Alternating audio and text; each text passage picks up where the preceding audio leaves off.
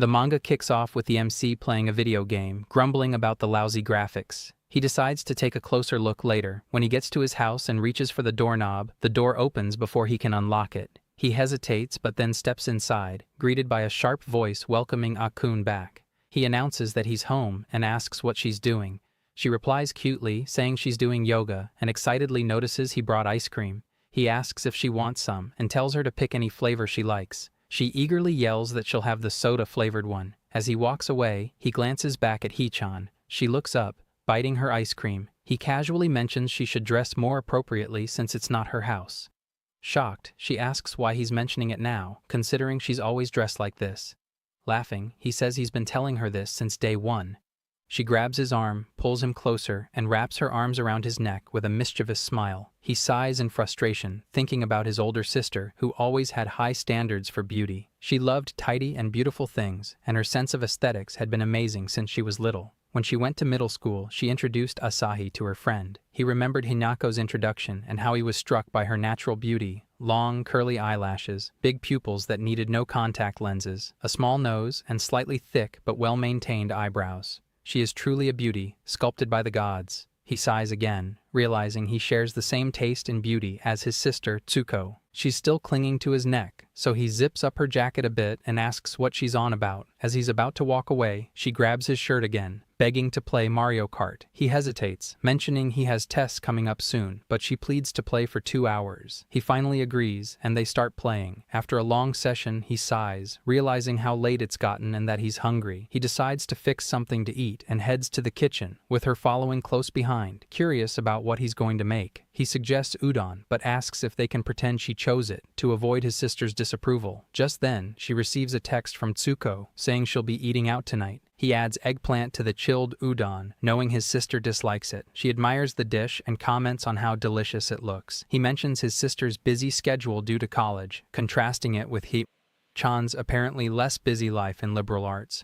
He speculates that Tsuko, in the sciences, has a tougher time. As they eat, he recalls how his sister initially lived alone after college, but then Hinako, who also entered the same college, started visiting often. Now, he spends more time with Hinako than with his sister. He glances at her, noticing even her profile looks perfect. He notices she's eating her hair and teases her about it. Surprised, she looks at him, prompting him to ask if she wants him to tie her hair. She hands him a hairband, and he reluctantly ties her hair, feeling a bit flustered by their closeness. He sighs in relief when he's done. She thanks him and playfully remarks that he'd make a great husband. While washing dishes, poor Asahi, still flustered from their recent closeness, reflects on the situation. He wonders if there's any healthy boy who wouldn't fall for Hinako when she approaches with such a disarmingly cute smile. He scolds himself internally, shaking off the thought. Just then, she appears behind him, announcing she's going to take a shower. He nods in response, gesturing for her to go ahead, which seems to disappoint her with his casual reaction. Unaware of his inner turmoil, she leans closer, playfully peeking over his shoulder and reminding him not to snoop around. With a teasing grin, she hurries off, leaving him stunned by her closeness. He forcefully clanks a dish into the sink, muttering to himself about how overwhelming it all is. Sitting down on the floor to calm himself, he enters a meditation-like state, reminding himself strictly not to get fooled by the situation, no matter how tempting it may appear. He reminisces about how Hinako used to cling to him in middle school, always insisting they were just like siblings. Reflecting on this, he muses that her treating him like a younger brother meant she couldn't possibly see him romantically, especially not if she made him do things like wash her underwear, despite the fact she happened to be his first crush. What a tragic situation. Later, as Asahi steps out, he spots Hinako approaching with excitement. Noting her change from loungewear, he comments inwardly on her appearance. She asks coyly if she looks cute, to which he responds with exaggerated praise, remarking on her Fasahion sense as simply marvelous, giving 100 million points. Later in the week, Asahi asks if she's returning from her part-time job. Hinako confirms and shifts the conversation to his recent exams. He admits they were average, prompting her to playfully congratulate him and cling to him from behind, asking for study help in the future. Puzzled by her request, he wonders aloud why she needs help despite her good grades. She instantly denies, exclaiming that she barely managed due to Tsuko's intense tutoring, aimed at ensuring they attend the same college. She explains she needed months to elevate grades to an A average and admits forgetting most of the material already. He reacts casually, noting that her Spartan tutoring sounds intimidating. She visibly shudders at the thought, insisting not to recall those memories. Sitting inside their house, Hinako comments on how cute the black-haired member of Mivius is, mentioning their new album MV, which she knows Asahi and Tsuko both like. Asahi, feeling slightly flustered, calls out to her, questioning if she's getting too close. Hinako, oblivious, casually asks if she is, and offers him some chips. He declines abruptly, stands up, and tries to leave, prompting her to grab his shirt to stop him. Reluctantly, he agrees to stay, internally struggling to manage his overflowing emotions, feeling somewhat like a pet dog to her. Hinako then mentions that his sister is eating out again. He quickly uses this as an excuse to leave, asking if she could let him go so he can make something to eat. She agrees, and he finally escapes to the kitchen, stealing glances at her silently from a distance. After preparing the food, he approaches Hinako with a tray of hamburger steak, which she eagerly praises as they sit down to eat. She enjoys the meal, noting its spiciness. Asahi casually asks if she had a rough day, prompting Hinako to react with surprise, asking if her mood was noticeable. He reassures her that while he sensed something might be bothering her, it wasn't obvious. Hinako tries to brush it off, claiming she's fine despite feeling uncool for showing her emotions. Noticing her sadness, Asahi tries to console her, reassuring her that he appreciates her self-confidence. Hinako, however, reflects on how her appearance sometimes leads to misunderstandings and makes it challenging to connect with other girls. Feeling guilty for talking too much, she opens up about her insecurities. Seeing her distress, Asahi takes her hand gently, asserting that beauty is a form of justice. His words surprise her, and he continues by acknowledging her struggles and expressing his willingness to stand up for her when she finds it hard to confront others. He reveals to her that during her 3rd year, he remembered how someone in her cram school accused her of ogling her boyfriend. After that incident, he admitted to going to a shrine and praying for her accuser to fail her exams and for her boyfriend to stub his pinky toe. He giggles, unsure if his prayers actually had any effect. Hinako, touched by his protective gesture, impulsively hugs him, leading him to inwardly muse about feeling like a pet dog to her once again. Unexpectedly, she kisses his cheek, leaving him flustered and prompting him to push her away, concerned that her actions went too far. Meanwhile, Hinako blushes intensely, clearly affected by the moment. Trying to play it off, she loudly insists that it was just a fleeting happiness and meant nothing.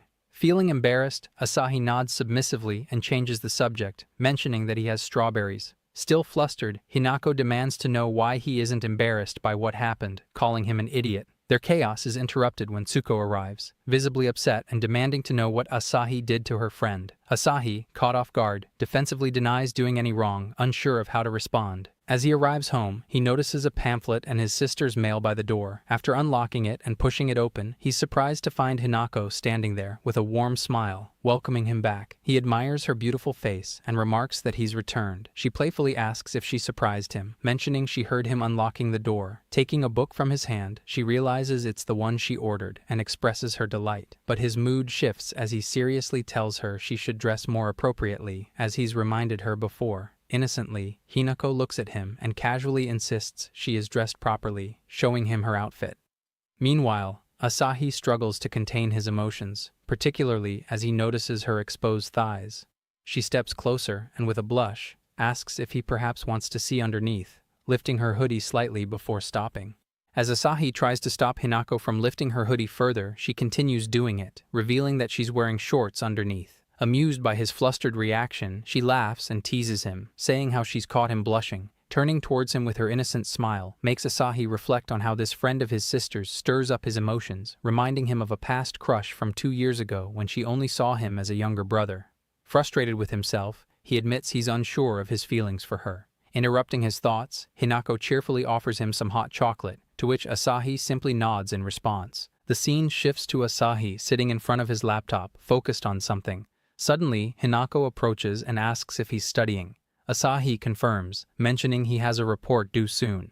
Hinako then suggests watching TV together, offering to move her things out of the way. Asahi politely declines, saying he plans to study soon in his room instead. Surprised by his dedication, Hinako comments humorously about him being Tsuko's brother and his studious nature. She then smiles and decides to read quietly so as not to disturb him, suggesting that he join her for studying if he's interested. Asahi agrees, nodding in response. He sits down and resumes his study while Hinako settles on the couch, engrossed in her book. He glances at her and ponders how quiet she is. Lost in her reading, Hinako doesn't notice his gaze. A few moments later, she turns to look at him and asks if something is wrong. Nervously, Asahi says it's nothing, then comments on her love for reading books. Hinako nods, explaining that it's easier to focus at home or here, but she struggles to concentrate on campus. Surprised, Asahi asks why she can't focus on campus, noting that she should have plenty of free time between lectures. Hinako explains that people often make fun of her for reading, suggesting it doesn't fit her character. She recounts how people have commented on her reading habits, implying she looks out of place or is trying to attract attention. She laments that it's a pain to deal with these comments, and admits that books might not be for her, feeling like an idiot after all. Asahi responds reassuringly, telling her that's not true. Internally, Asahi reflects on how much he dislikes required reading and recalls never having visited a public library before. He remembers seeing Hinako reading once and found it mesmerizing, noticing how beautiful she looked, completely engrossed in her book and oblivious to her surroundings. Thinking back, he realizes that was the first time he felt such admiration. When Hinako asks when this happened, Asahi excitedly explains that he found her admirable because all he ever reads is manga. He thought it was impressive how she enjoyed reading so much that she would go to a library.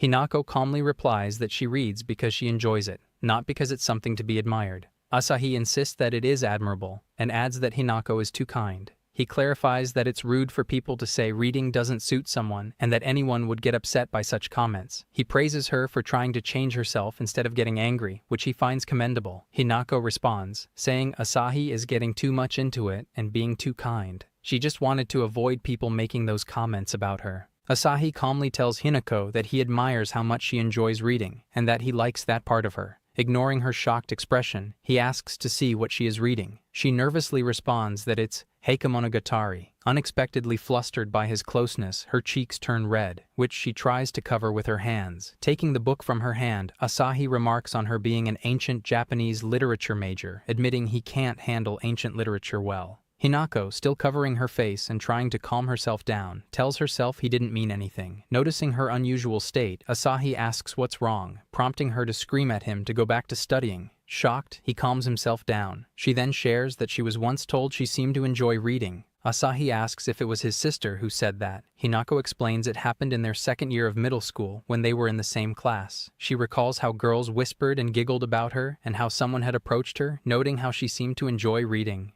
Hinako admits her heart skipped a beat back then. Suddenly, Tsuko appears behind them, asking what they're talking about. Hinako giggles, saying they were talking about how cool she's. Tsuko grimly asks why Hinako is sulking and thanks her. On the other side, Asahi realizes he might have said something stupid and belatedly wonders if he accidentally confessed his feelings. In class, Asahi is surrounded by his female classmates, who excitedly discuss the new Mevius music video. They gush over how amazing it is and how they could watch it on repeat forever. Asahi agrees, mentioning how Jaeyeon's visuals are always out of this world. Another boy walks in, looking for Igarasahi to return his notes. He sees Asahi with the girls and remarks on how he must have a heart of steel to handle being surrounded by girls all the time.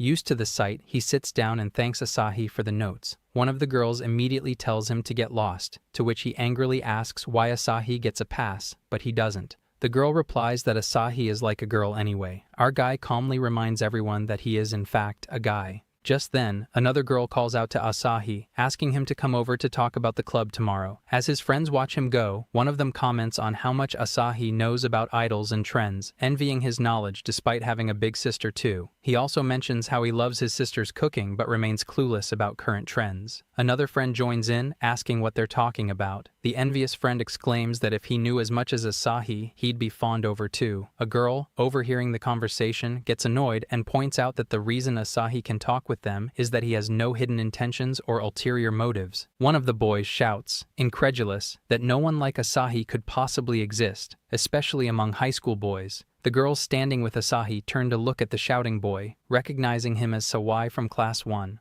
They ask Asahi if he knows him, mentioning a legendary moment from their first year that makes Asahi embarrassed. A friend of the shouting boy suggests they head to their club already. The scene shifts to a bustling high school cultural festival. A girl comes up and asks if Igarasahi Asahi is there, and another points him out. He turns, shocked, and sees his sister and Hinako waving at him, greeting him warmly and saying they came to say hi. Not long after, he was called the man with flowers in each hand, and the photo of him with his sister and Hinako spread among the girls. Seeing the photo, Sawai, one of Asahi's friends, remarks on how pretty Asahi's sister is, questioning what this has to do with hidden intentions. Another friend clarifies that the two girls are Asahi's sister and her friend, hinting at something more. Asahi joins them, asking what they're talking about. Sawai responds that they are discussing who he likes, which freaks him out. They press further, mentioning his one-sided love since middle school for his sister's friend, leaving Asahi shocked and demanding to know who spilled the beans. Sawai teases him, suggesting that Asahi must really like good-looking girls and asking what he likes most about her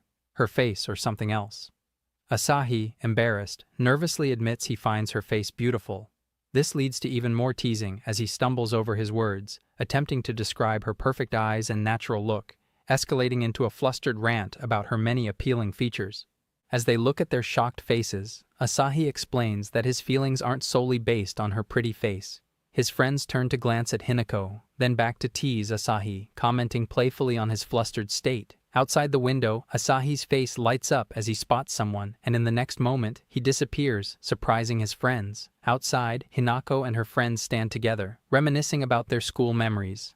Flustered, Hinako suggests leaving, but her friend insists they've just arrived, mentioning Hinako's supposed interest in checking out a co-ed school.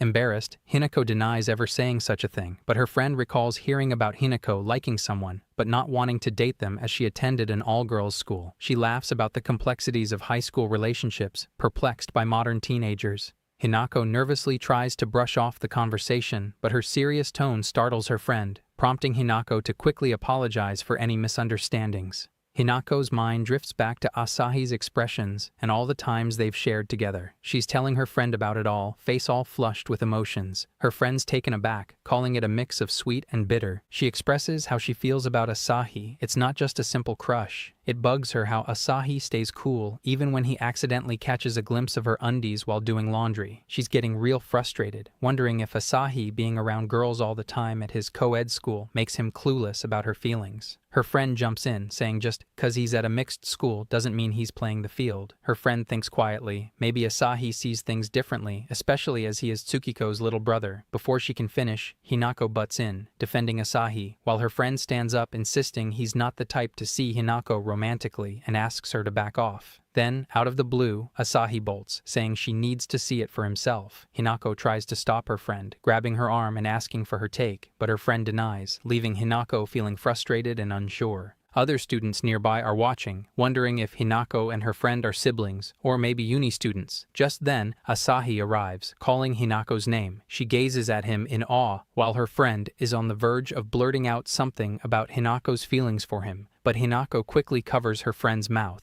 Nervously, Hinako explains that her friend just wanted to know what Tsukiko's little brother was like, nothing more. Asahi calmly nods, acknowledging her friend's interest. Hinako then asks Asahi if he's heading home now, apologizing for barging in on him. He replies with a simple yes, but before he can say more, his friends swoop in, grabbing him away. They excitedly comment on Hinako's presence and ask about taking her and her friend's photos, clearly impressed by her appearance. Meanwhile, Hinako's friend remarks on how popular Asahi seems to be and teases him as he tries to explain why he can't just share their social media handles. Just then, Hinako calls out Asahi's name, causing him to freeze momentarily. She informs him they're heading home, and he turns abruptly, shouting for them to wait, leaving his friends stunned. He dashes towards Hinako but accidentally bumps into her friend, who's trying to control her laugh. Asahi's friends are watching from a window as he walks away with Hinako. One of the girls in the group nods knowingly, pointing out why Asahi can mingle with the girls so easily. Meanwhile, Asahi is serious and lost in thought while Hinako walks beside him, feeling flustered and embarrassed about her earlier reaction. Asahi replays the recent events in his mind, trying to figure out if Hinako's reaction was out of jealousy. He remembers her unexpectedly calling him by his first name and wonders if he's dreaming. The girls with Asahi's friends comments that since Asahi seems focused on someone from his past, he's harmless to anyone else romantically. While watching a video on TV, Hinako mentions wanting to visit an aquarium, see jellyfish, and feed a dolphin. Asahi suggests she should just go, prompting Hinako to turn and ask if he would come with her. Asahi is shocked, wondering if she's suggesting a date, as they've never gone out alone together beyond trips to the local convenience store. He enthusiastically agrees, surprising Hinako, who thinks he might not see it as a date, but she doesn't mind. Asahi, controlling his excitement, thinks about how much he loves the idea of going out with just the two of them. However, he then realizes realizes he doesn't have any suitable clothes. Hinako suggests he just wear anything, but Asahi insists he can't do that, as he only has his school uniform and loungewear. Hinako acknowledges she's only ever seen him in those outfits. Hinako, eager to see Asahi's clothing options, asks him to show her what he has. He goes and puts on an outfit from his closet, but Hinako instantly decides they need to go shopping. Shocked, Asahi asks if his clothes are really that bad. Hinako examines him from head to toe, commenting that the clothes aren't lame but clearly don't fit him well anymore. When she asks when he bought them, Asahi explains his sister bought them for him last year. Hinako points out that he's grown since then, noting the sleeves are too short. Asahi giggles at this realization. Hinako then kneels down to take his measurements, explaining it's to make shopping easier. Flustered by her touch, Asahi insists he can measure himself, saying he usually does it at home. Hinako firmly replies that there's no way he can measure himself accurately. He gets flustered as she turns him around to measure his back, his heart racing. As she looks up the measurements, she moves to the next part, raising his wrist and telling him to lift his arms, leaving him in awe. When she measures his waist, he flinches at the closeness and nervously turns his toes. Sweating and trying to control himself, he gazes at her beautiful features. Hinako, noticing his discomfort, tells him he doesn't have to close his eyes. Nervous and sweating, he keeps his eyes closed, acknowledging that he shouldn't. Finally done with taking his measurements, Hinako says she will send them to him. Asahi sits on the ground, trying to control his emotions and sighing with relief that he survived the closeness. Turning her gaze towards him, Hinako glances at Asahi, a slight blush appearing on her cheeks as she ponders how unexpectedly built he is for a bookworm type of guy. Asahi finally gets a hold of his emotions and stands up from the ground, admitting he doesn't know anything about Fasahian, despite knowing his sizes now. He asks Hinako to pick clothes for him, to which she excitedly agrees. He then walks away, mentioning that he'll make dinner. Hinako sits on the couch, enjoying the music while Asahi cuts vegetables. With her heart racing, she searches on her phone, considering getting them matching clothes. She then thinks about wanting new underwear and quickly calms herself down, assuring herself that she isn't expecting anything. Suddenly, Tsuko appears behind her, teasingly suggesting that Hinako isn't an E70. Hinako is caught off guard and jumps in shock. Nervous, Asahi yells from behind, surprised that his sister was there. Tsuko calmly responds, saying she had been there for a while and was sleeping, while Hinako is still trembling and shaking from the surprise. Tsuko gets a bit closer, touching Hinako and remarking that her size changed. Surprised, Hinako asks if she thinks so, and Tsuko offers to measure her. Hinako, feeling nervous, agrees. Asahi, with his heart racing, peeks at Hinako from the kitchen, and Tsuko instantly scolds him, calling him a pervert and telling him to avert his eyes. Annoyed, Asahi snaps back, asking why she's doing it in the living room. A few days later, he is ready in his new outfit and shoes, looking quite handsome. He even wore contact lenses for the first time. He tries to sneak out silently, thinking it's the perfect time since his sister is sleeping. Just then, Tsuko's voice freezes him in his place. Standing in the doorway of her room, she asks where he's going. Sweat pours down his face as he stutters that he's just going out with a friend.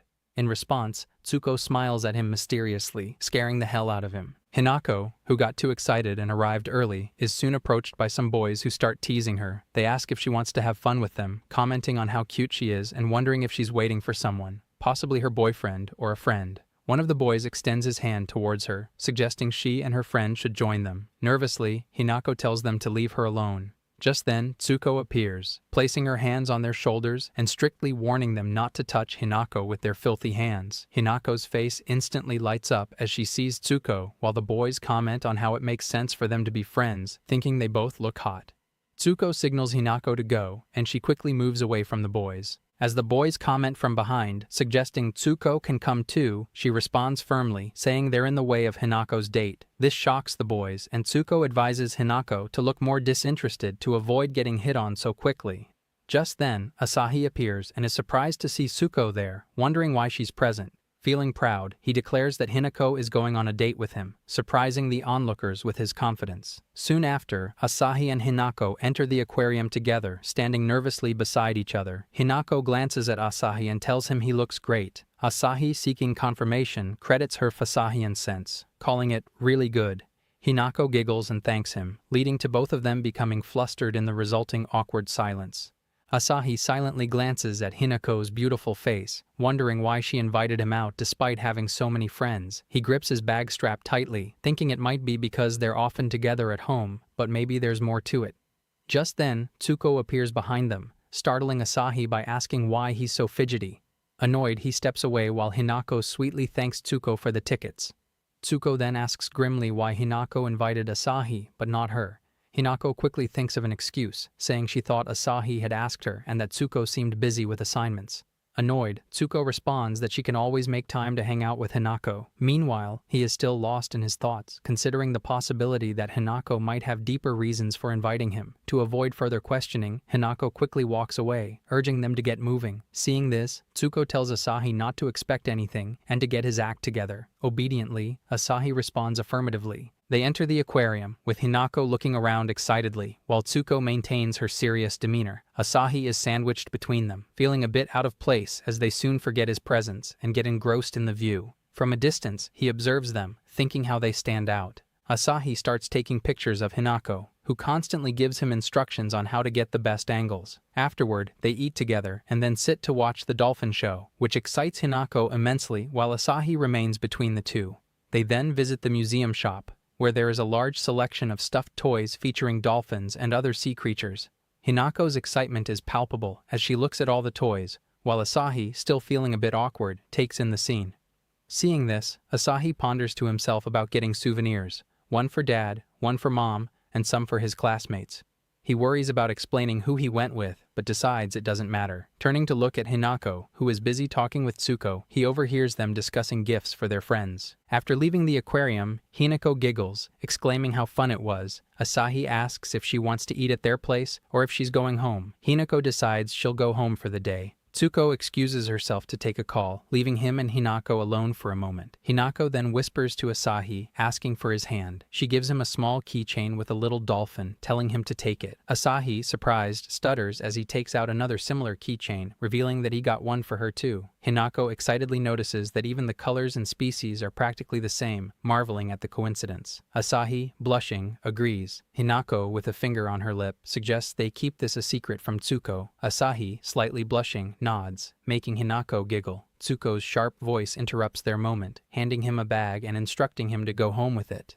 Asahi asks if she's not coming home, to which Tsuko responds that something has come up, stepping towards them and reiterating her instruction. Just then, a girl comes rushing towards Tsuko, screaming her name and hugging her from behind. She looks adorable and innocent. Tsuko turns to look at her and calls her Utsugi. Utsugi clings to Tsuko, thanking her for coming for her. Tsuko responds nonchalantly, then turns to Hinako and Asahi, saying goodbye and leaving them surprised and wondering who this new girl is. As they walk away, he asks Hinako if a diner is fine for their next stop. Hinako, still in shock from the sudden appearance of Utsugi, absent-mindedly agrees. Asahi notices her distraction and tries to get her attention. Hinako glares back at the girl, hissing angrily under her breath, wondering who this person is. Utsugi, a girl who went to school with them since their second year of high school, was in the drama club. She's being tutored by Tsuko, and her primary choice of university is the same as theirs, studying science. After hearing all this from Hinako, Asahi remarks that Utsugi is just a student. Hinako, frustrated, exclaims that Tsuko goes out of her way to tutor Utsugi, even though she already has a job and that they've been meeting each other a lot lately. He tries to reason, but Hinako, still angry, comments on how cute Utsugi is and recalls how Tsuko almost accepted a junior girl's confession back in high school because she was cute. Currently, both Hinako and Asahi are spying on Utsugi and Tsuko, wearing strange outfits to hide their identities. Hinako glares in anger, saying that if Utsugi ever tricks or deceives her best friend, she will never forgive her. Asahi, feeling confused, wonders why he is even following them. Hinako gets more upset seeing Utsugi grabbing Tsuko's arm, thinking that Tsuko is more serious about Utsugi than she ever was with her. Out of nowhere, Hinako grabs Asahi's hand, prompting him to shock. She suggests they move, and he instantly agrees, causing her to tell him to keep quiet. They follow Utsugi and Tsuko to a cinema, buying tickets to watch the same movie. Inside the theater, Utsugi sits with Tsuko, emotionally immersed in the movie. Meanwhile, Hinako and Asahi sit secretly behind them, with Hinako busy watching the movie. Hinako is sobbing at the sad ending of the movie. Asahi, noticing her distress, asks if she needs his handkerchief. She takes it with thanks, mumbling about the movie. They continue to walk behind Tsuko and Utsugi at a distance. To get her attention away from the movie, Asahi calls Hinako and points towards Tsuko, saying, "They're going into the arcade. Look." Surprised, Hinako glares at them in anger. Meanwhile, he is busy looking around the arcade, to which Hinako nudges his shoulder and then slams him, pinning him to the wall. Looking into his puzzled face, she grins and instantly grabs him from his shoulder. She notices a camera in front of her and jumps onto his shoulders to pose. One after another, she makes different poses. Hinako is so happy with the pictures and wants to make one her background photo, while Asahi is wheezing, tired from all the posing. After some time, Asahi and Hinako sit in a restaurant, keeping an eye on Tsuko and Utsugi from a distance. Hinako notices his plate and gestures for him to feed her a bite. After eating, they head out and continue following Tsuko, but they eventually get caught. Tsuko confronts them, glaring with frustration. Both of them turn in shock, realizing they've been noticed. Hinako, more focused on Utsugi, asks about her whereabouts. Tsuko explains that she's already sent Utsugi home. She looks at them, clearly annoyed, questioning their actions. Asahi, trembling with fear, tries to distance himself from the situation. Hinako, feeling insecure, admits she thought Tsuko was drifting away, believing Tsuko only likes attractive people like Utsugi. She reminds Tsuko that she should be her number one. Surprised, Tsuko explains that Utsugi is her professor's daughter and she has been tutoring her to help her improve. Tsuko reassures Hinako that her meetings with Utsugi were only about tutoring and she had just told Utsugi that hanging out wasn't appropriate. Tsuko pinches Hinako's cheeks, emphasizing that having a good face doesn't equate to being a good person. She admits that although she likes refined things, she genuinely enjoys being with Hinako because she likes her as a person. Flustered by this, Hinako hugs Tsuko and confesses her love. Asahi, bewildered by the scene, wonders what he is witnessing. Suddenly, someone grabs his shirt and pushes him aside. It's Utsugi, who hasn't gone home and is now angrily questioning him. She demands to know who Hinako is, and Asahi nervously explains that they've been friends since middle school. Surprised, Utsugi remarks that middle school goes back a long way, but asserts she won't give up, mentioning a warning from Tsukiko. She then asks for Asahi's phone number, shocking him further. Quickly saving his number and adding him to her social account, she pokes his nose and firmly tells him he is going to help her out, making sure he understands. Asahi, still nervous, ponders his next move and tries to sneak away quietly. However, Hinako notices his attempt and calls out to him, asking where he's running off to. Caught off guard, he freezes and tries to explain, mentioning Utsugi. His words shock both of them, prompting Hinako to question why he's calling her by her first name. Asahi reveals that Utsugi just added him online. This revelation sends Hinako into a state of shock, and Tsuko glances over with a stern expression. Fuming with anger, Hinako screams at him, expressing her frustration. Hearing the commotion, Tsuko reflects that he really doesn't seem to learn, even though he's her little brother. The scene shifts to Asahi cooking in anticipation of Hinako's arrival at 7. Meanwhile, Hinako walks alone, reflecting on how she's finally memorized all the members' names and faces of Mevius, Asahi's favorite K-pop group. Excitedly announcing her arrival as she enters the house, she notices the unusual silence. Wondering if he is studying in his room, she feels a pang of disappointment at not seeing him greet her as usual.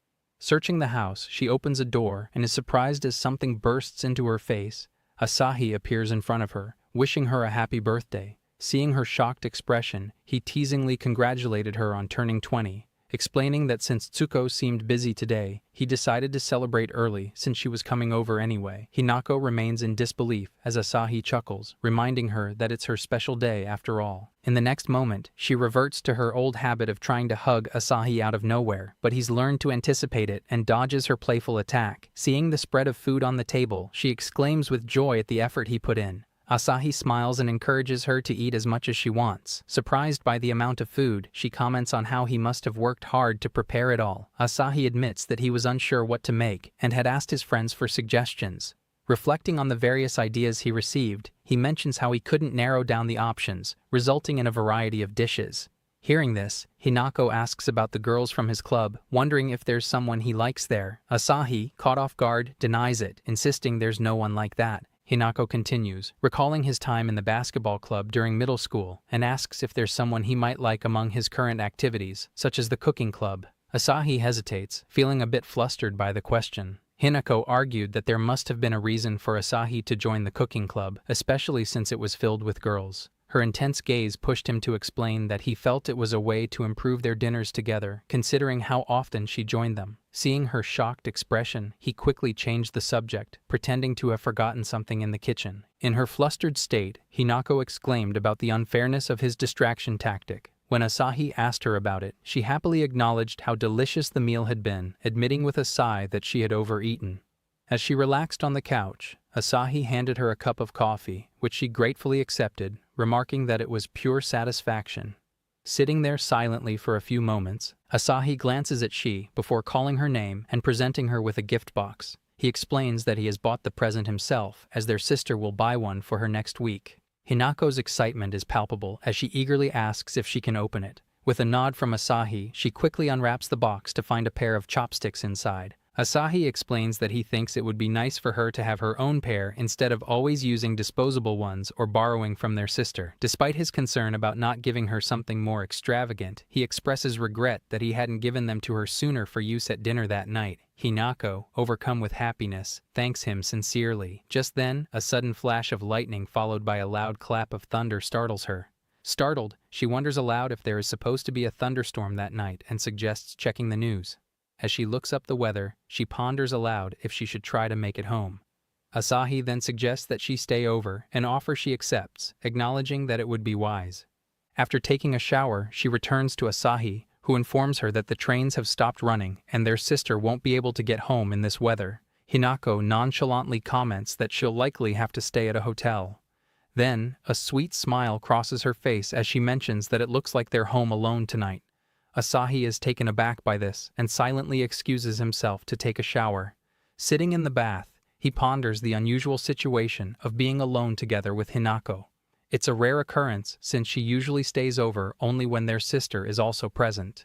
After dinner, Asahi typically retreats to his room, so being alone with her late at night feels unfamiliar to him. Returning from the shower, Asahi tries to clear his mind but finds Hinako sitting on the couch. She greets him warmly. Noticing she still has the chopsticks in hand, he asks if she likes them. She responds with a smile, admitting it's the first time she's had her own pair. She explains to him that they used to use any old cutlery they had in the cupboard at home, often resorting to disposable ones since their mom wasn't great at cooking, and they frequently ordered takeout. Their parents, though still close, were deeply committed to their jobs, resulting in a family dynamic where they rarely ate together. Hinako grew up accustomed to this lifestyle, not feeling lonely, but always harboring a desire for something more traditional, like the chopsticks he gave her. With a smile, she assures him she'll take good care of them and expresses her happiness. Asahi, flustered by her gratitude, manages to say he's glad she likes them. Hinako moves closer, nudging her arm against his, leaning into his shoulder with closed eyes, commenting on his warmth and how easily he made a place for her here, almost as if inviting her to stay. Despite his flustered state and difficulty in responding, she continues, saying it feels like their family. Holding the chopsticks in her hand, she gazes into Asahi's eyes and draws closer to him, pressing herself against his shoulder. She asks hesitantly if he's okay with just being family, placing her hand over his racing heart.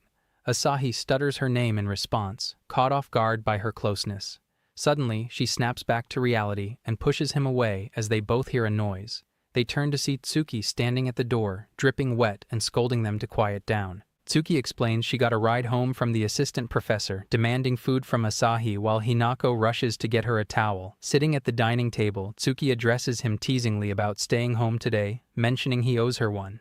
Asahi remains shocked while Hinako returns with a towel for Tsuki. She then suggests going to the hot springs next year, which excites Hinako greatly. Asahi, feeling defeated, muses to himself that he'll never win against her. The scene shifts to Hinako's birthday, where Tsuki and Asahi sit beside her with a cake, urging her to blow out the candles. She grins at Tsuki, prompting her to ask the reason. Hinako teasingly mentions that she's older now, even if just by a few months, and playfully demands Tsuki to revere her. Tsuki ponders for a moment before extending her congratulations in a mockingly formal manner, calling her, Your Grace. Hinako, unimpressed, jokingly calls her shameless. Asahi joins in, asking Hinako if she prefers coffee or black tea, addressing her as Lady Hinako, to which she playfully responds, noting that having a butler isn't so bad. Tsuki then inquires about a guy at Hinako's part-time job, piquing Asahi's curiosity. Tsuki explains about the senpai who gave her designer clothes despite not dating her, and who often pestered her for drinks. Hinako, trying to stop Tsuki from continuing in front of Asahi, grabs her shoulder, visibly flustered. Unaware of her silent warning, Tsuko asks further if Hinako ended up going out with the guy. Hinako, looking flustered, glances at Asahi and says she didn't go, but he's still spamming her. Asahi, visibly unbothered, tells her she should tell the guy to stop if he's bothering her. Shocked by his calm response, she gets flustered and quickly excuses herself to the restroom, stomping her foot on the way out. After she leaves, Tsuko asks Asahi if he has anything to say about the guy trying to woo Hinako. He lightly responds that it's not a good idea to look down on him and that he's not going to get worked up over something that happens every day. When Hinako returns, Tsuko tells her that she needs to be clear with the guy to avoid misunderstandings.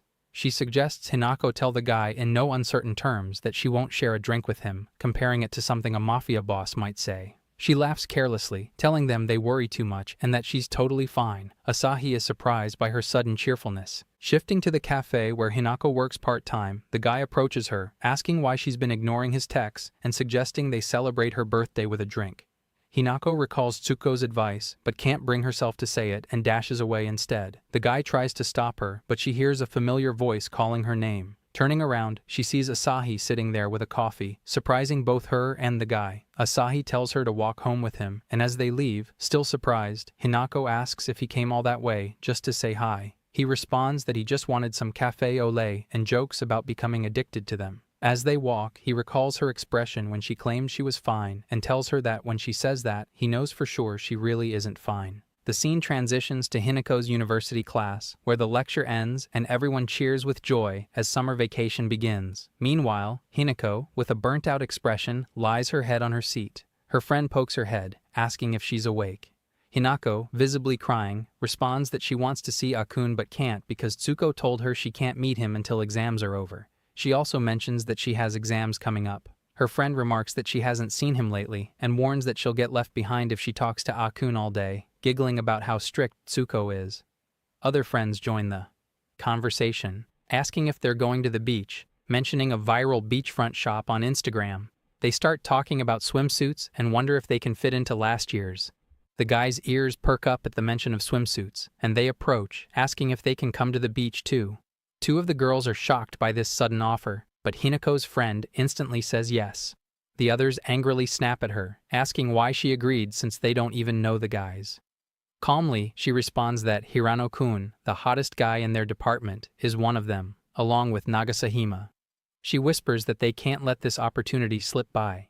They start insisting on the trip, saying if they go, they can see some fireworks too. They eagerly urge each other to go, pleading with their friends to come along as well. One of the guys asks when they are free, directing the question to Kake-san. Just as they are about to answer, Hinako receives messages from Asahi, congratulating her on finishing her exams and inviting her to an after-exam party. Energized by his messages, she suddenly announces she is going home, surprising everyone. Her friends try to stop her, confused by her abrupt departure, but she rushes off, eager to see Akun. As she reaches home, she rushes to the kitchen where Asahi is cooking and offers to help. He suggests she set the table, and she obediently agrees, starting to place the plates.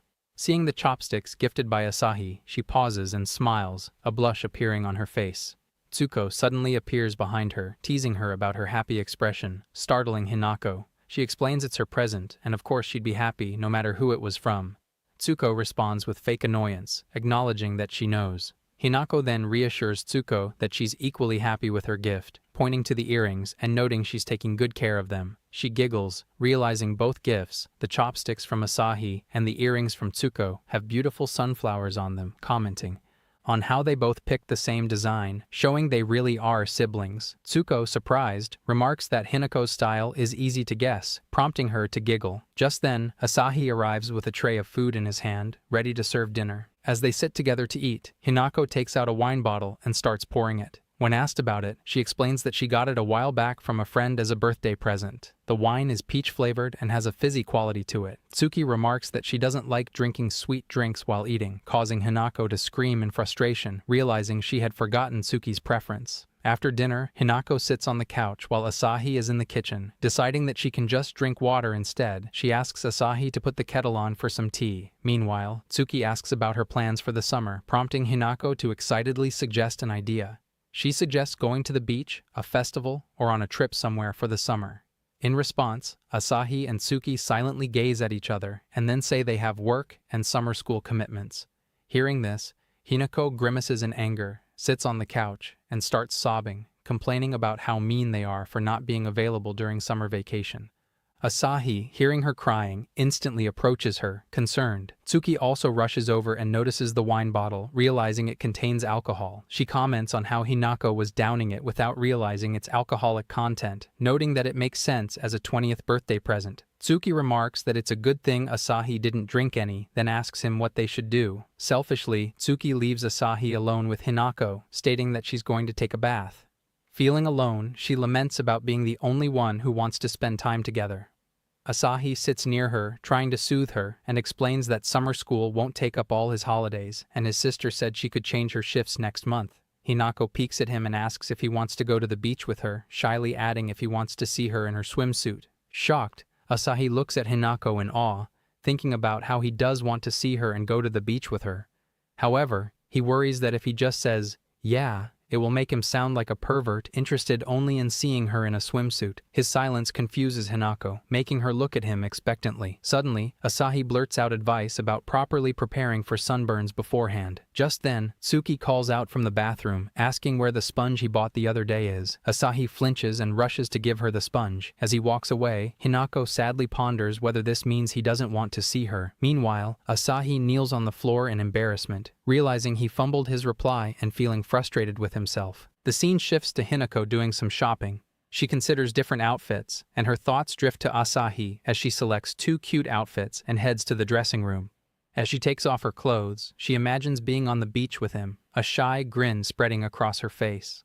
Meanwhile, Asahi arrives at his school to join the summer camp. He is surprised to see Utsugi in front of him. She rushes towards him, excitedly asking about Tsukikoi and how Asahi is doing. As he looks at her, Asahi recalls that when meeting a girl for the first time, it isn't right to call her by her first name. He asks Utsugi about her tutoring, to which she sadly responds that it was only a 2-week arrangement. She had wanted to extend it, but Tsuku is working at a cram school for a while, and she wishes she were still in middle school.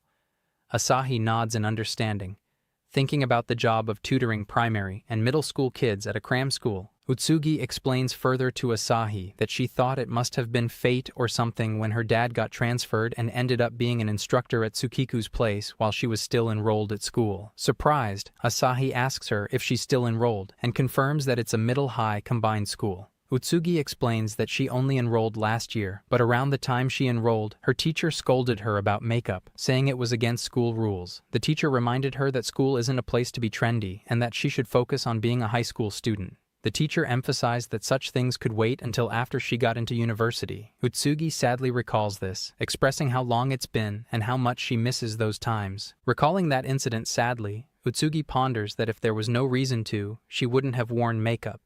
She sadly apologizes to her teacher and walks out of the staff room, thinking about why she even attends this school. Angered, she reflects that she's not doing this to be trendy. If she didn't wear makeup, she fears students would call her ugly and make fun of her, saying it's embarrassing to have her around. As Utsugi walked down the corridor, she heard a voice calling her name, prompting her to turn and see Tsuko standing in front of her. Utsugi ponders, noticing how pretty Tsuko looks even out of uniform, wondering if she is a graduate. Tsuko speaks up, mentioning that she overheard Utsugi in the staff room earlier and noticed her anger. Pondering Tsuko's words, Utsugi realizes she is indeed angry and answers affirmatively. Tsuko advises her that if she is going to wear makeup, she should at least choose something without glitter, pointing out that her eyeshadow gives it away. Utsugi looks at her in surprise, absorbing the advice. Tsuko further advises Utsugi to consider using brown eyeliner and suggests opting for a tinted lip balm. She also mentions that Utsugi could try using eyelash glue and getting an eyelash perm. Confused by the advice, she sadly asks if Tsuko is also upset. Tsuko responds lightly, stating there's no reason for her to be upset now. She notes that many girls wear makeup at school and smiles, appreciating the effort they put into their appearance every day. In response, Utsugi looks at Tsuko with wide eyes, feeling both surprised and encouraged by her words.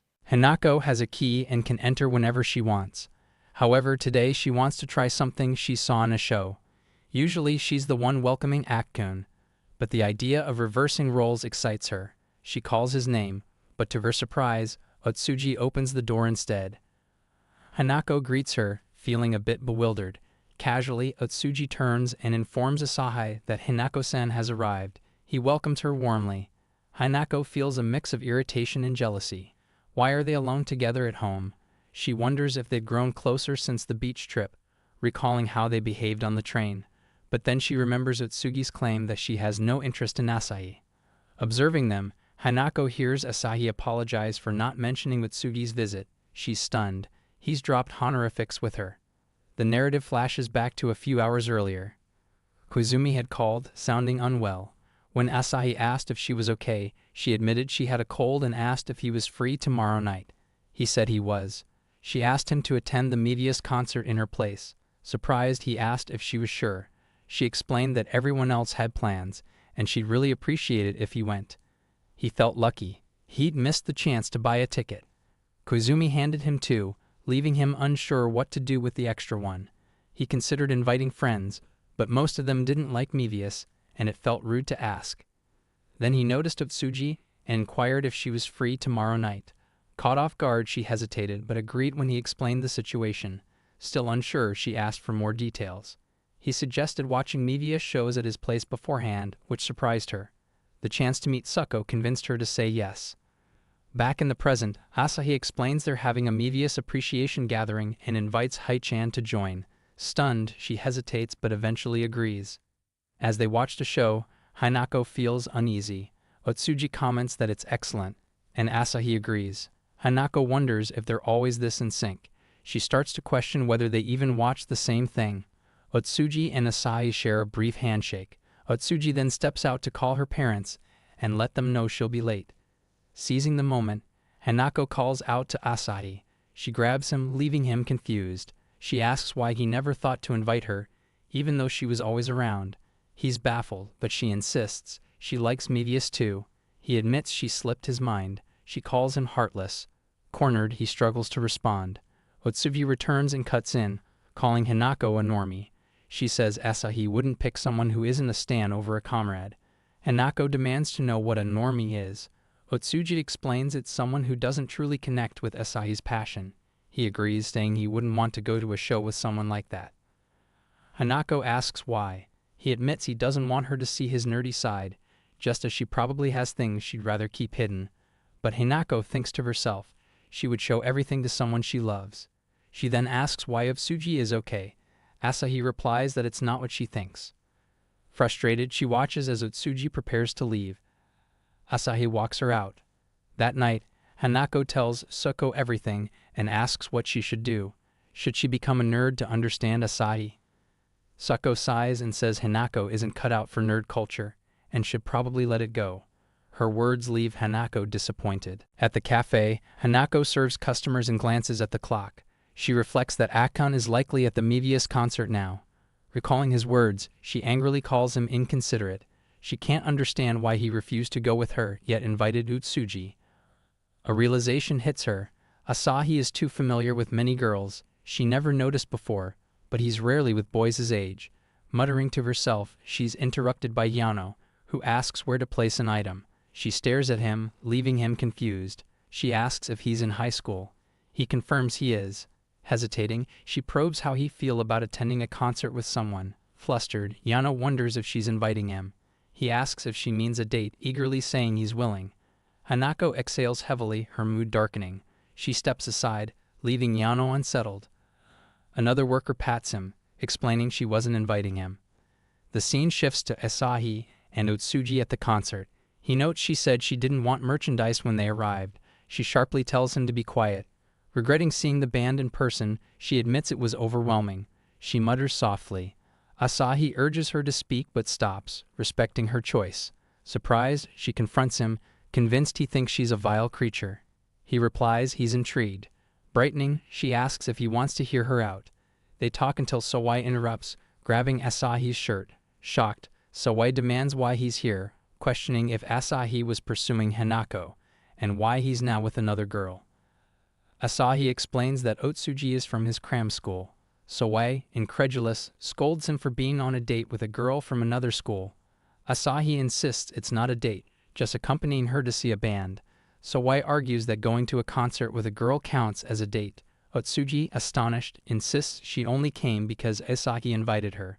She convinces herself it's not a date but begins to doubt. Asahi challenges Sawai's claim, stating it's only a date if he likes the girl. Infuriated, Sawai finds the line cool and calms down. He introduces himself to Utsuji and offers to go out with her instead.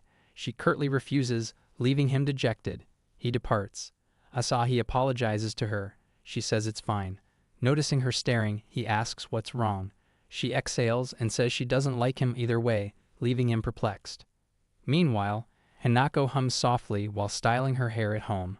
Once finished, she meets her friend, who eagerly shows her the idol she stands. She remarks that he's handsome. Her friend agrees, noting that standing broadens the mind. Hanako wonders if she should have a stand too, but dismisses the idea, saying she lacks the passion to be a true fan. Annoyed, her friend mutters that Suko said the same, betting Hanako will end up similarly. Flustered, Hanako stammers that she has someone she likes. Her friend, confused, clarifies that she doesn't romantically love her idol. It's different, like comparing apples and oranges. Still bewildered, Hanako listens as her friend explains. It's not romance, she just wants to know more about him and feels grateful for his existence. Hanako thinks she understands, but her friend corrects her, saying it's more complex. On her way home, Hanako reflects on standing, realizing it's more complicated than she thought. Entering the house, she hears voices. To her surprise, Asahi and Utsuji are together. Asahi notices her, but Hanako demands why Utsuji is there again. She retorts that they're streaming the tour's final show. Hanako points out Utsuji could watch it at home. She counters that her house is noisy and her phone screen is too small. Hanako recalls it's the same concert she attended and wonders why Utsuji would watch it again. She snaps that no two live shows are identical.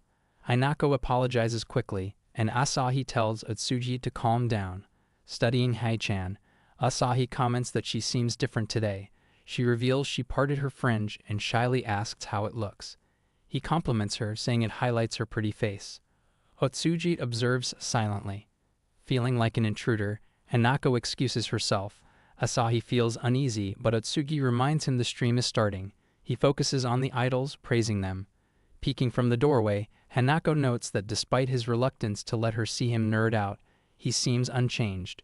Yet she insists he's enjoying himself more. Part of her wants to join, but she hesitates, not wanting to be a burden. Afterward, the girls thank Asahi for escorting. Engrossed in conversation with Utsuji, he barely notices Hanako, leaving her feeling excluded. Utsuji departs, and Hanako lingers sullen. When Asahi asks why she hasn't left, she vents her frustration, saying it's unfair that he only spends time with Utsuji. He tries to explain, but Hanako grabs his hand, urging him to spend time with her too, just the two of them. Surprised, he agrees. Before she can savor the moment, Utsuji calls her over, and Hanako reluctantly leaves, leaving Asahi stunned. Walking away, Hanako feels proud of taking the initiative. Utsuji interrupts, asking if Asahi is her stan.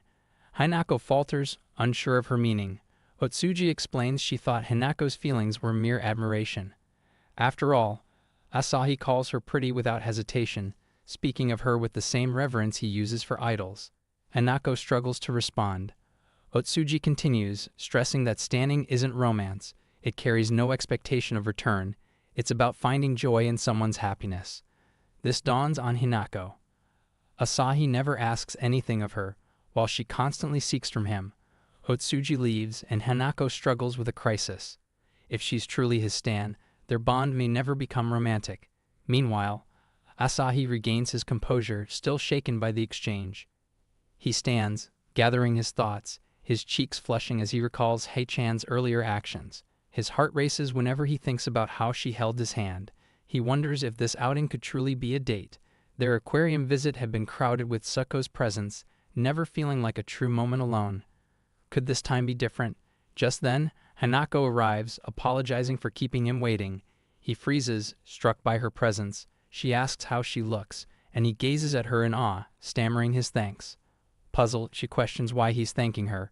Brushing aside a fleeting memory of Utsugi's words, she grabs his hand, declaring they should go. The festival buzzes with energy.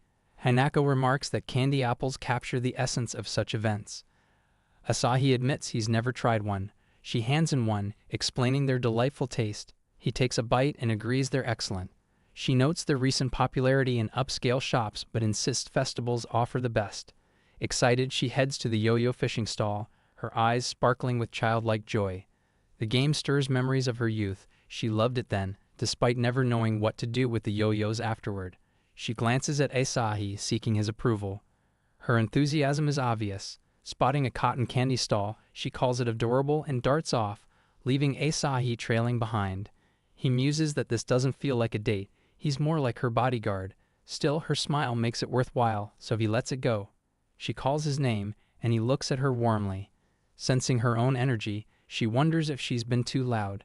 He reassures her it's fine, but she tells him to stop looking at her like that. Asking if he's hungry, she suggests they eat. He encourages her to enjoy herself, which frustrates her. She feels the mood shift awkwardly, despite earlier moments feeling right. Recalling his words, that she's like family, she doubts he sees her as Otsuji suggested. But being family isn't what she wants. What should she do now?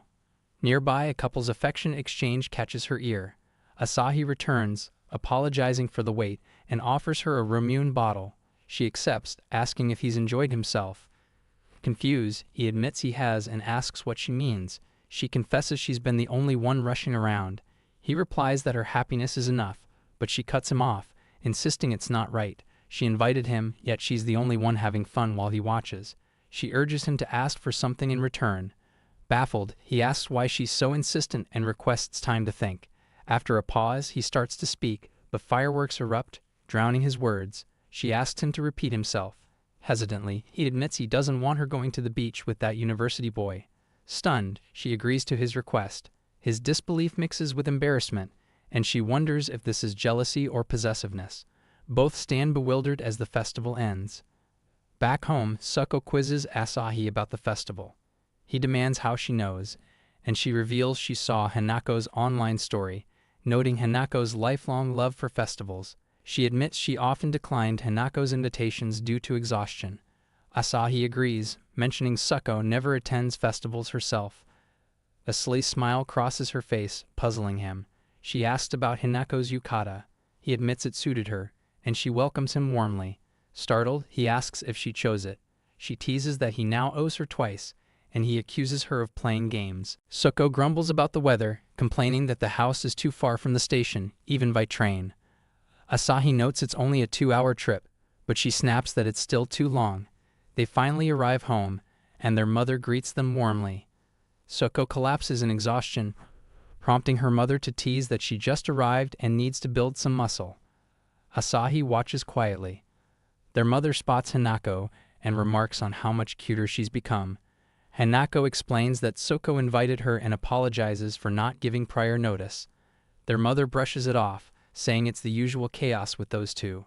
After some light chatter, she invites Hanako inside and she thanks her. Asahi catches Hanako's gaze and she gives him a playful blink. They all sit and enjoy each other's company. Their mother asks Asahi if he brought the item she requested.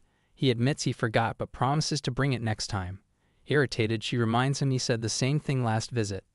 Hanako asks if he comes home often, and he confirms he does, usually on weekends or nights when Suko's away. Since his high school is equidistant from the apartment and home, it's convenient. Hanako nods, noting it feels like he's always around. Asahi jolts, realizing it's because he wants to be there when she visits. She wonders aloud if her presence draws him home. Stunned, he hesitates as she adds that he might not want to leave his home to someone else. She apologizes for visiting too often. Panicked, he insists she's welcome any time. She presses if he means it, and he reaffirms sincerely. Suko interrupts, reminding them it's her house they're discussing. A loud slam startles them. It's their dog, Okaj. Asahi calls Suet, but Okaj bolts straight for Hanako. She laughs, noting how much it's grown, as it jumps on her. Asahi rushes to pull it off, but Suko appears, commanding Okaj to sit, and it obeys instantly. Asahi mutters about why Okaj never listens to him. Hanako assures him she's fine. He notices her strap slip and blushes. Their mother sees it too, but Hanako waves it off. She scolds Okaj, while Asahi grumbles that the dog's foolish. Their mother asks Asahi to walk Okaj. Seeing Suko already asleep, he agrees. Hanako eagerly offers to join. Their mother asks if Hanako's staying over and offers to wash her dress. Hanako thanks her and asks to borrow Suko's clothes, which their mother allows. While walking, Hanako comments that Okaj seems overjoyed, mirroring her own excitement. Asahi remarks that the dog only acts this way around her. Okaji tugs the leash, nearly dragging him, and he struggles to hold it back. Hanako laughs, calls him adorable, and starts recording. The moment sparks a memory. In their third year of middle school, Hanako had asked Suko if they'd gotten a dog. She explained that guests couldn't keep it, so they took it in. Hanako greeted Asahi, and he left to walk the dog. Still filming, Hanako notes how much he's grown. He questions why she sounds like a long-lost relative. With mock sobs, she says it feels like just yesterday he was so small. He demands how far back she's remembering. She insists he's still as cute as ever. Flushing, he mumbles that he's not cute, but she doubles down, patting his head and apologizing playfully. He reveals that his father and sister are tall, so he expects to grow taller too, maybe even surpassing her. She freezes, saying that would be troublesome, which annoys him. He wonders if she still sees him as a younger brother. Imagining him towering over her, she thinks his presence would be overwhelming. Asahi notes that walking and chatting with Hanako feels pleasant, wondering if it counts as a date. He pats Okaji, telling her she can wander as far as she likes today. Just then, Miss Takeda appears, noting how much Asahi has grown, barely recognizing him. She asks how long he's staying, and he replies a week. Hanako, observing, comments that he seems to know everyone in the neighborhood. Recalling Miss Takeda's back injury, Asahi asks if she's well.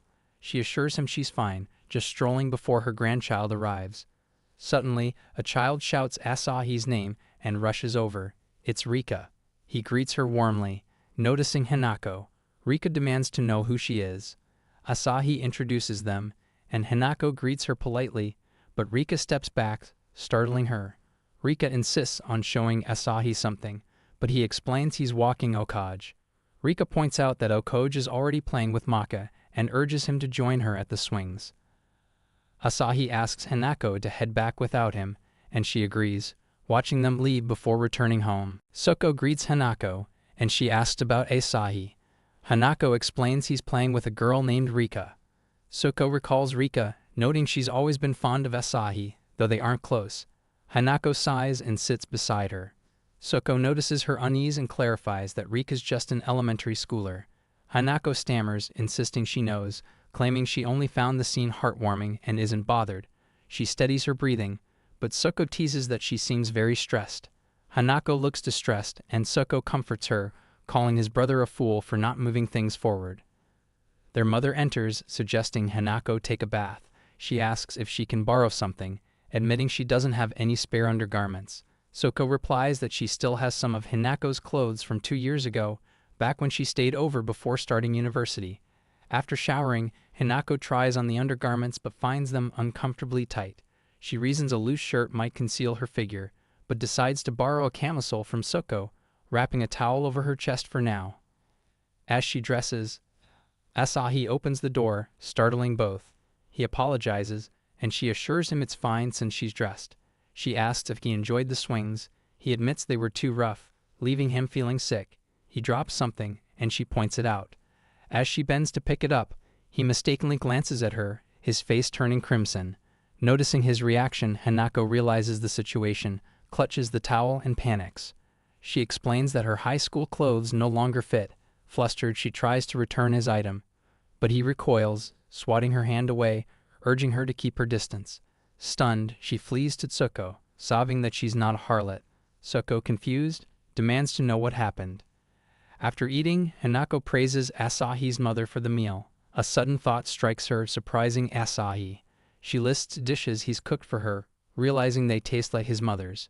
She assumes his mother taught him, but he says she didn't. His mother chimes in, recalling that he once asked to learn, but she found it bothersome and told him to observe instead. She adds that since he's eaten her cooking his whole life, he naturally picked up the flavors. Jokingly, she suggests he take over cooking, leaving him stunned. Hanako muses that if she cooked, her dishes might eventually taste like theirs, having eaten so many of Asahi's meals. She quickly clarifies she's not serious about cooking. Noticing his flushed face, she asks why. He looks away, fumbling for an answer. Hanako exhales, reflecting on the day, and prepares to rest. Suddenly, she asks to see Asahi's primary school photos.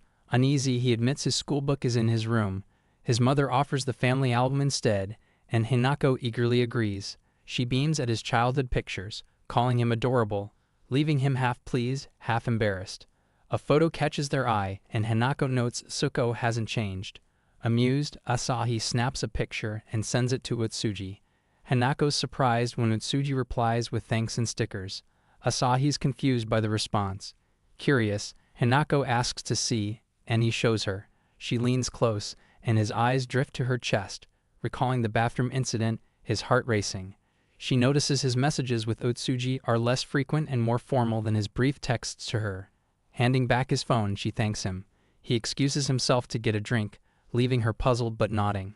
Alone, Hanako flips through the album, recalling Akin's distant attitude in primary school, though he was undeniably cute. They barely spoke in middle school, only growing closer after he moved in with Suko. She smiles tenderly at their photos. Meanwhile, Asahi sighs in relief, unsettled by Hanako being in his childhood room. Returning, he offers her ice cream, only to find her asleep. Speechless, his face reddens, and he quietly shuts the door. Suko spots him outside and asks what's wrong. He points to his room, and she peeks in, seeing Hanako asleep. She advises letting her rest, saying she'll wake eventually. Asahi protests that it's his bed. Suko gives him a cold look, sighs, and loudly calls to Hina, telling her to wake up since she's inconveniencing the household's resident virgin. Asahi stands stunned by her bluntness. The next morning, Hanako wakes up, recalling her stay in Suko's family home, feeling the same cozy warmth she remembers. She could stay for days. Her mother's cooking is exquisite, Okoge is adorable, and Suko's room radiates comfort. Asahi's tidy room explains why their apartment is always neat and clean. Lost in thought, she considers tidying up but pauses to fix her hair. Nostalgia hits as she spots her old university entrance exam materials, her neat handwriting sparking memories of her diligence. Flipping through the pages, she trembles with excitement. The scene shifts to a past moment in a cafe. Hanako groans, unwilling to continue studying. Suko points out they've only been there an hour. Hanako insists another English question will drive her mad but admits she excels in Japanese and only needs to improve her English. She questions its necessity, doubting she'll live abroad, then dismisses her own excuse as foolish. Irritated, she grips her legs, but Suko ignores her. Hanako scribbles, "I'm foolish," in her notebook. Suko notices, writes, "Be quiet," and they resume studying. Growing weary, Hanako watches Suko, engrossed in her work, and remarks that she's intelligent and loves studying, probably not wanting to waste time with her. Suko replies they're always together, so it's no bother. Hanako agrees but laments consuming Suko's precious time. Suko pops a treat into Hanako's mouth, saying she performs better with her around. Hanako concedes it might be true. Suko affirms that's what matters, noting Hanako's grades could get her into any university, but urging her to aim high.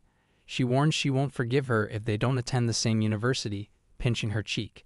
Moved, Hanako agrees, and Suko teases she'll withhold parfaits until Hanako finishes her questions. The scene shifts to Utsuji, her heart racing as Suko praises her answers. She thanks her, and Suko commends her mental discipline, surprising her.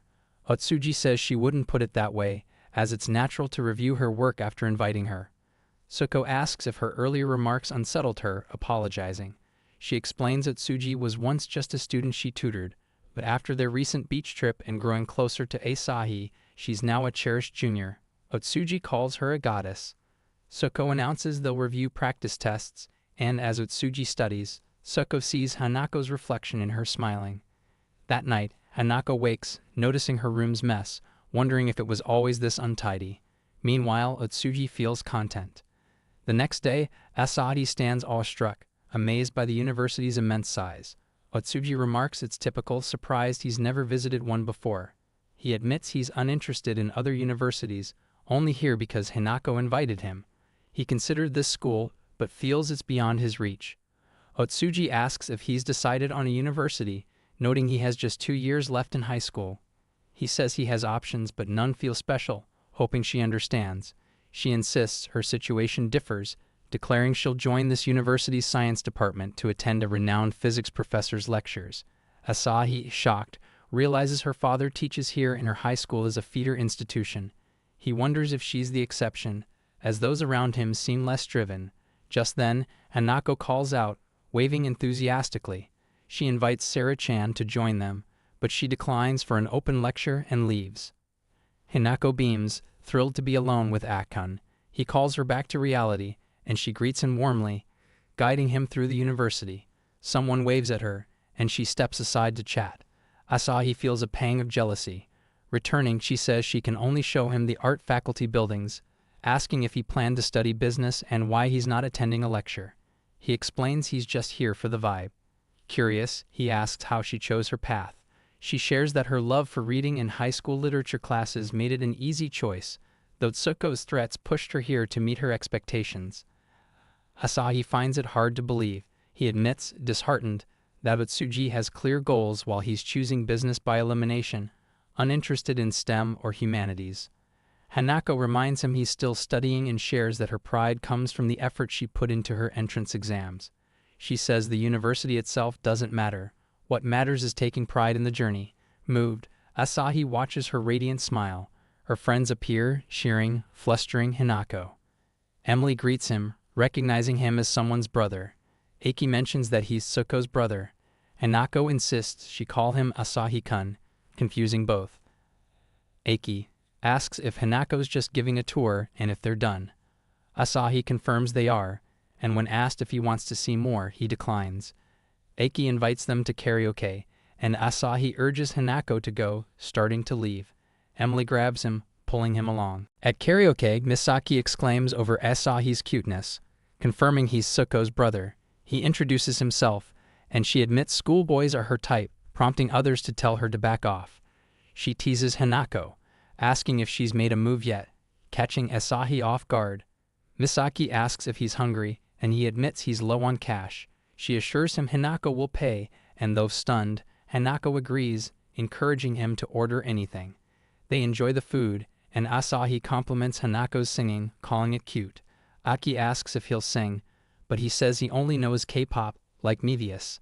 Aki's amazed, unaware Tsuko likes them too. Asahi realizes this is how others see his sister. Hanako grows jealous, sitting between them to interrupt, reminding Aki it's her turn. As they come outside, Asahi's shocked by the high-end karaoke's cost and apologizes to Hanako for letting her pay. She brushes it off, saying his cooking far outshines karaoke snacks. He downplays his skills, and Emily calls out, hinting the night's not over. The scene shifts to a restaurant. Misaki serves Asahi tea, and he thanks her. Noticing the table growing bare, he realizes this reflects university life. Hanako watches him quietly. 30 minutes earlier, Emily mentioned her boyfriend was grabbing a pint with Nagashima and invited them along. Eiki excused herself, and Hanako tried to leave, but Misaki asked if Asahi was joining. She assured Hanako they'd get him home before too late, so she agreed to come. Back in the present, Hanako apologizes to Asahi, saying he can leave whenever he wants. Misaki asks Emily when she got a boyfriend, and Emily says last month. Hanako whispers to Asahi that Emily had been talking up Hirano, but is now with someone else. Emily retorts that her boyfriend isn't a supermodel nor an unattainable heartthrob. Overhearing, Asahi's face shows shock, recalling something. Misaki asks Hanako if she agrees, but she denies it. Misaki calls her a liar, insisting pretty girls belong with handsome boys. Asahi feels stabbed by the comment, but gets it. Misaki then asks Hanako what matters most if not looks. Emily, intrigued, says she's never heard Hanako discuss this. All eyes on her, Hanako pauses before admitting its cooking skills. They react loudly and irritated. She tells them to stop. Misaki abruptly asks Asahi if he has a girlfriend. Startled, he says no. She presses if he likes someone, and as he blushes, he denies it. They all insist he does, and Misaki teases if it's Hanako, making him flinch. She notes their closeness, saying she'd have fallen for him. Emily says it's cruel to push, and her boyfriend agrees. Misaki counters that being too close can backfire, and Asahi awkwardly nods, forcing a chuckle in the tense moment. Hirano arrives, apologizing for being late. Spotting Asahi, he's shocked, asking if they've met. They confirm a past encounter, and Hirano glances at Hanako, who's eating. Asahi offers chopsticks and a wet towel with a smile. Bewildered, Hirano thanks him, and they continue eating. Emily asks Hirano about his company visit, and he says it was fine, just a trial to feel the vibe, with no rush until next year. Confused, Asahi learns from Hanako it's a job hunting event. He marvels that college students plan so early, feeling they're so organized. He asks Hanako about her plans, and she shares she's consulted seniors about internships and graduates for advice, aiming for publishing. She explains her love for out-of-print books, hoping to stay connected to them through work, though she fears her reason sounds childish. Asahi reflects silently. They finish and step outside. Hanako stumbles, and Asahi asks if she's okay. She insists she's fine, and Emily teases if she's drunk, which she denies. Hirano offers to drive her home, shocking Emily, who asks if he drove. He confirms he's practicing and will drive carefully. Asahi interrupts, saying it's fine since Hanako lives nearby and he'll walk her home. Hirano falls silent. Emily asks if Hanako lives with Asahi's sister and if it's close. Asahi confirms, thanking them for the day. They say goodbye and part ways. Asahi tells Hanako they should head home, and she smiles widely. At home, Hanako asks about Suko, and Asahi guesses she's at work. He offers iced tea, which she accepts gratefully. Noting her drinking earlier, he hopes she's okay. She apologizes for the evening, but he says he enjoyed it, struck again by her college life. Startled, she asks what he means, and he clarifies it's not negative. Reflecting on his uncertain future and her publishing goal, he admits the 3-year age gap feels big and she's matured. Smiling, she asks if he's impressed. Moved, he vows to work hard to become a respectable adult for her, then heads to shower. Blushing, she wonders if he meant exams. Suko returns, and Hanako recounts the day. Suko asks if Asahi was a burden, but she denies it, saying they pulled him in. She praises his ease with her friends, surprising Suko, who wonders when he got so social. Hanako says it's not a skill, he's just used to girls, tearfully blaming Suko. Bewildered, she sees Hanako break down, realizing she had held back earlier and is quite drunk. Chuckling, Suko tells her to sleep, calling her troublesome. Hanako retorts, calling Suko mean.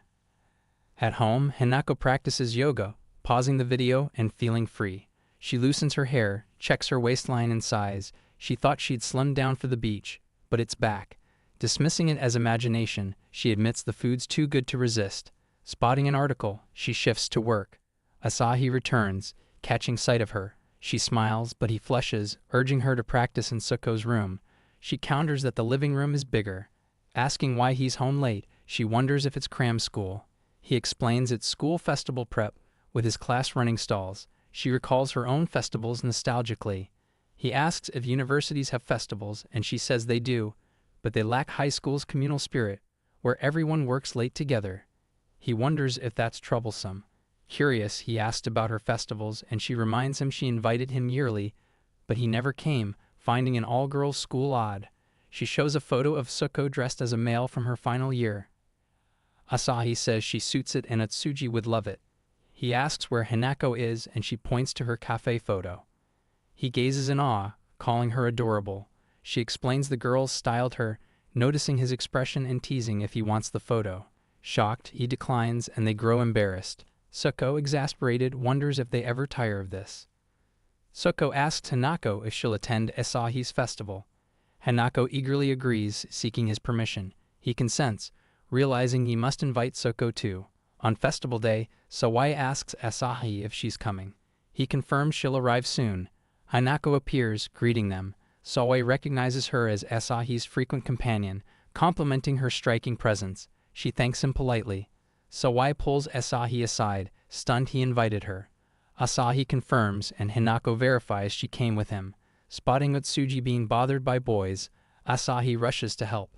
Irritated, Atsuji complains, but he apologizes and thanks her for coming, handing her Tsuko's picture, which makes her smile. Hanako apologizes to her, and Atsuji says it's fine. Sawai greets Utsugi, who curtly acknowledges him, recalling him from the dome. Asahi warns Sawai not to blurt things out. Hanako feels jealous, noting Asahi invited Utsugi but not her. Sawai offers to lead them to food stalls, and Utsugi's glance unsettles Asahi. He turns to Hanako, but she's already gone ahead with Sawai. Earlier, Sawai begged Asahi to invite Utsugi, clarifying she's just a friend and he's unsure if she's seeing anyone. Asahi agreed to try but refused to push further, asking if he should mention Sawai's interest. Sawai pleaded against it, fearing she'd think he had bad intentions. At present, Asahi sighs, wishing for time alone with Hai-chan. Otsuvi remarks she should be sighing, and he agrees.